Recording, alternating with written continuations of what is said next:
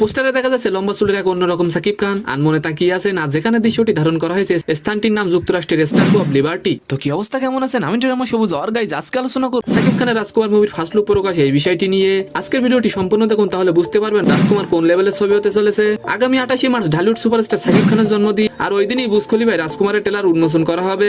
28 March মরুর বুকে যে অনন্য স্থাপনা আছে বুর্জ আল খলিফা, সেখানে আমরা শাকিব খানের বার্থডে এবং রাজকুমারের প্রোমো চালানোর সর্বোচ্চ চেষ্টায় আছি।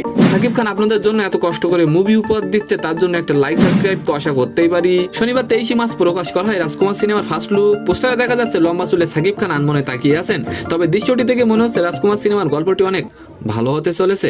পরিচালক হিমেল আশরাফ জানান, সিনেমাটির ফার্স্ট লুক আজকে দিলাম, ধীরে ধীরে গান টিজারও আনবো। পারিবারিক সম্পর্ক এবং একজন স্বপ্নবাজ তরুণের বাংলাদেশ থেকে যুক্তরাষ্ট্রে যাওয়ার এক গল্পকে কেন্দ্র করে ছবিটি তৈরি করা হয়েছে। তো সম্মানিত দর্শক, আজকের ভিডিওটি কেমন লাগলো অবশ্যই কমেন্ট বক্সে জানাবেন, আর ভিডিওটি যদি ভালো লাগে অবশ্যই একটি লাইক দিয়ে আমাদের চ্যানেলটিকে সাবস্ক্রাইব করে দিবেন। ধন্যবাদ।